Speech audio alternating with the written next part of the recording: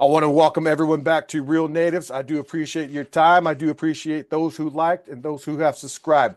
My next guest is coming to you all the way from Portland, Oregon. So go ahead and introduce yourself, brother, your name, your indigenous affiliation, and like they say in the indigenous world, who are your people?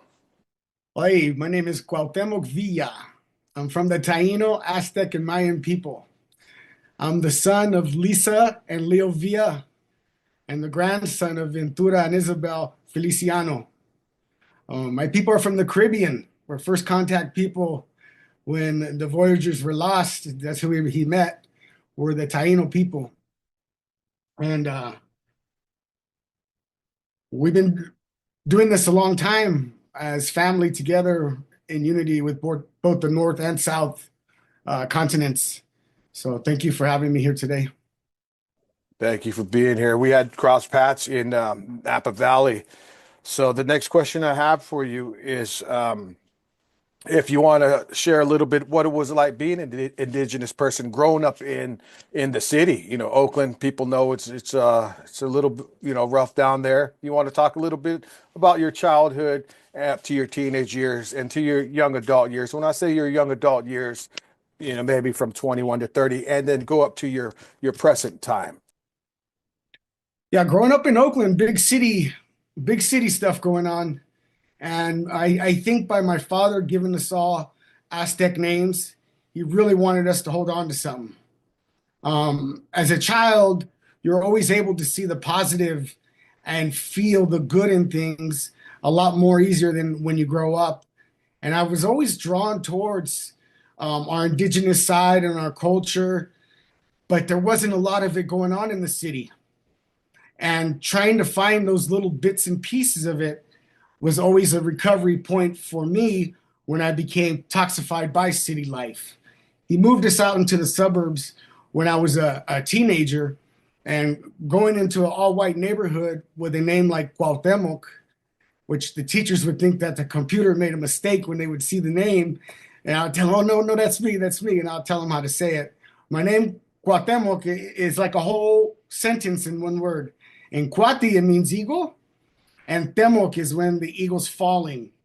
But growing up, I'm like, Dad, eagles fly. It's not cool. Why is this eagle falling? Is he sick? And he's like, you'll understand when you're a teenager what it means. But if you've ever seen eagles mate, first they practice falling by themselves from the sky like a helicopter. And then they'll find somebody to court with. Well, then they'll lock talons together. And when they lock talons together, they'll practice falling down to the ground, trusting each other in the fall. This is what's referred to as Cuauhtemoc. So having that name in a white suburb, I think the only other brown kid around was a kid from India.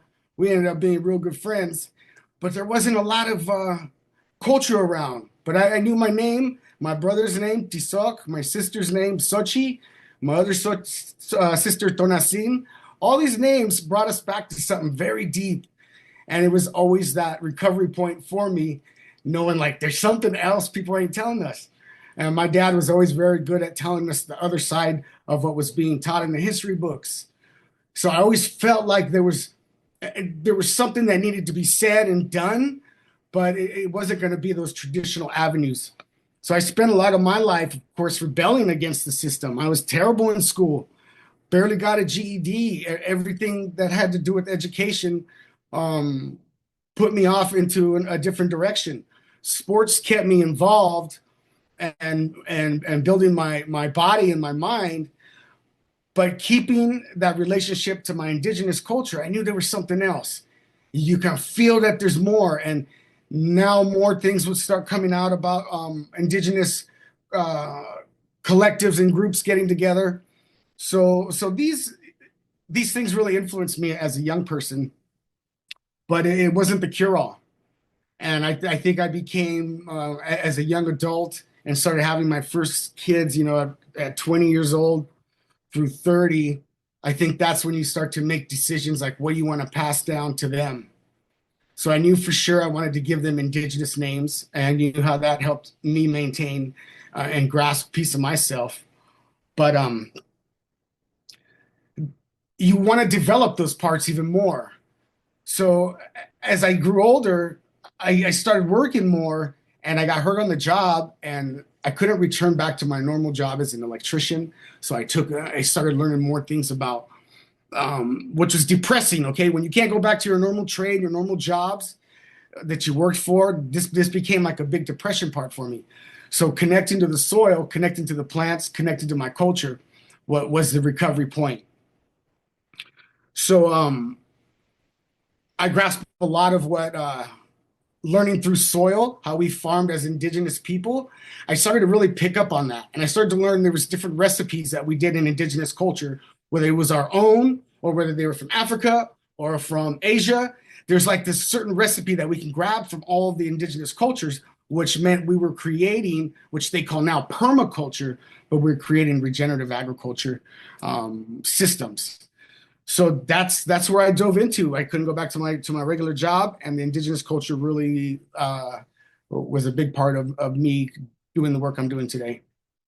Thank you for that. I do appreciate it. And that's a perfect segue into my next question. And you could elaborate and talk a little bit more about it. I had crossed paths with you many years ago, and then I also went to one of your presentations that you had down here in the Napa Valley. And, I gotta admit, I gotta confess, it was so fascinating that it's rare that I growing up, I heard so many stories, been in a lot of lessons, lectures and everything.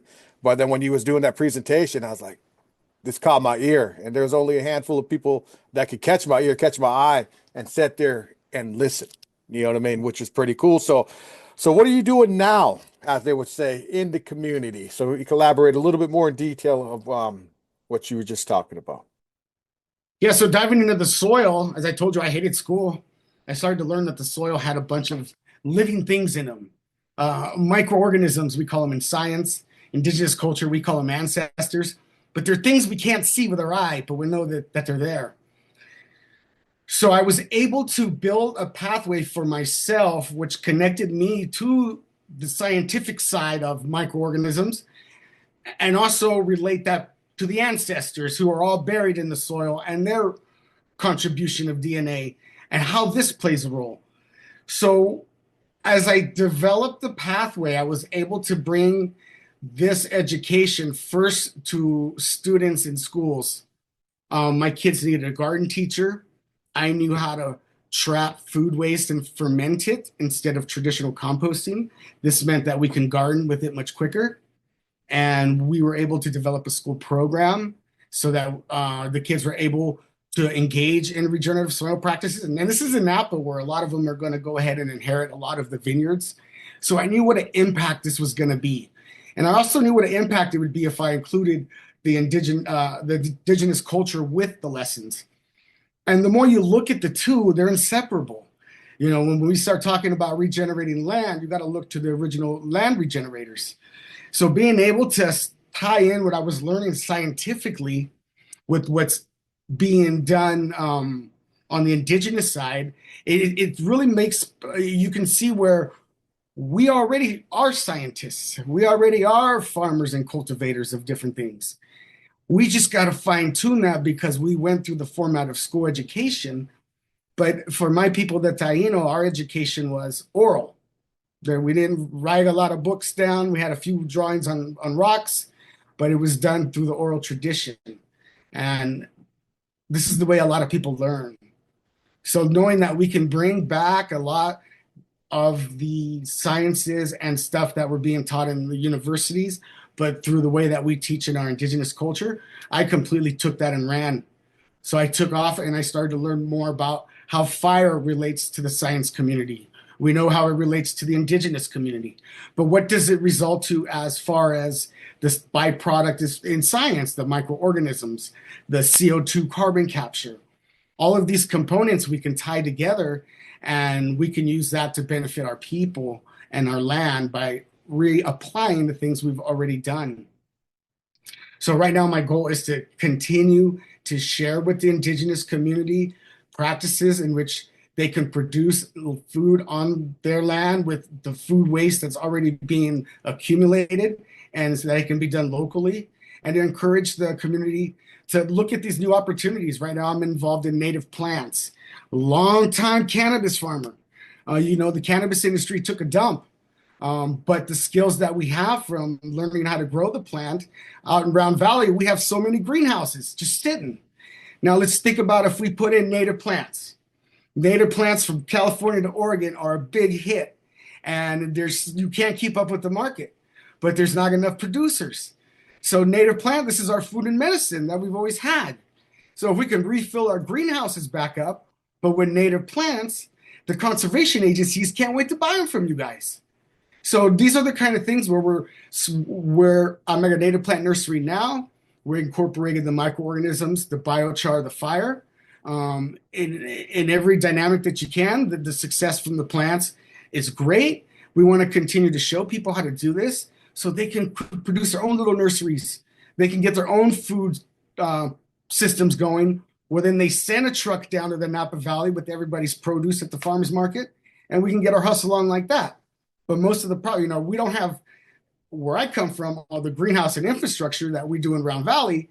So that's where you can just change a crop now and you can get this thing up and running through vegetables, through conservation, and we're eating again. And we already got the skill sets. A lot of us have been growing a long time.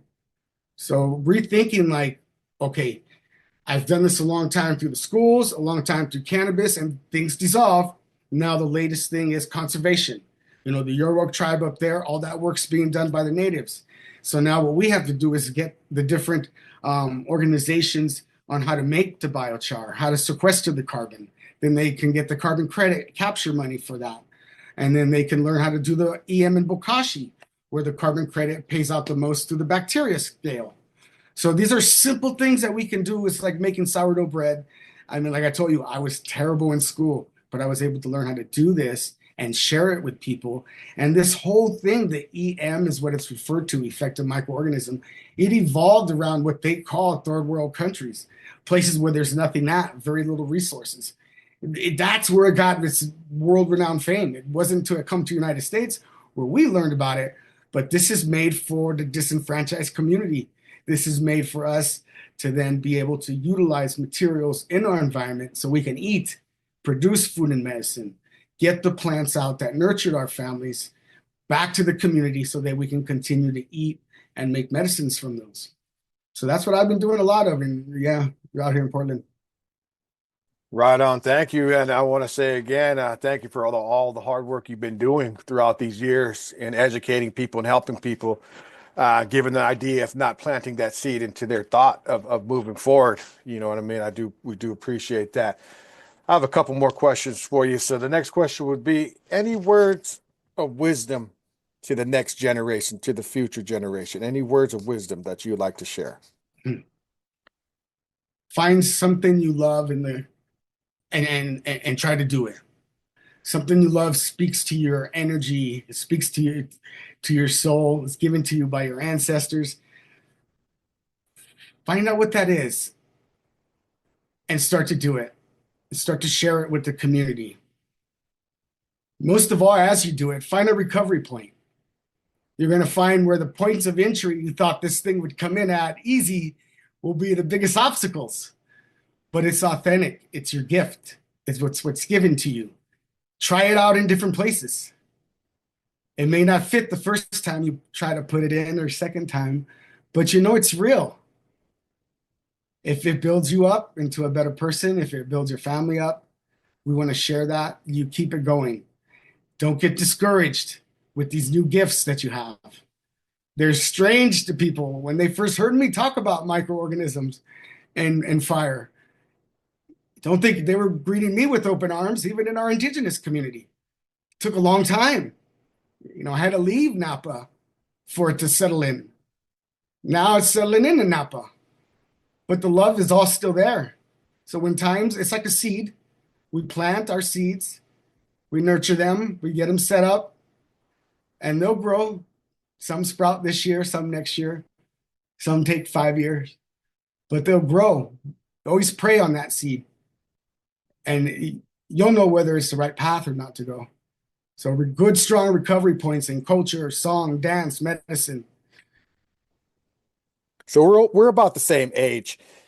If when we're gonna make that spiritual journey, all of us are gonna do it. Hopefully, it's way down the road. Yet, what do you want to be remembered for? When they say your name, what do you want to be remembered for? As a rejuvenator, somebody who can always remake themselves. And I feel like just like the four seasons we get, all the plants have to go through different cycles. All four seasons that we live in a year, we're going through different cycles. Transformation should be something we get used to. Even when we get to our age, we realize seasons are going to change. I got to change too. And you got to change with those seasons. That's why Creator gave us the seasons to learn from. Nothing stays the same all season long. I don't think we should either. And it's in that space, in that love, where we're able to let go, let our leaves go, let them decompose. When the light comes back, we'll bring forth new ones, even fruit, even. I want people to understand rejuvenation is forever. Even out of these bodies, our spirits are rejuvenating into different things, different beings, different thoughts, different ways. And if it's natural in the physical body to change, it's even more natural in our spiritual bodies. Learning to be water-like, plasma. I want people to remember me like a thought that way and feel good and warm like the sun when my name comes across their mind. Right on. Thank you again.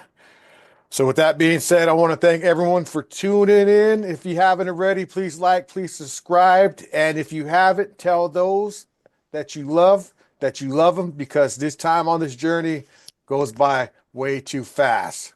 Oh,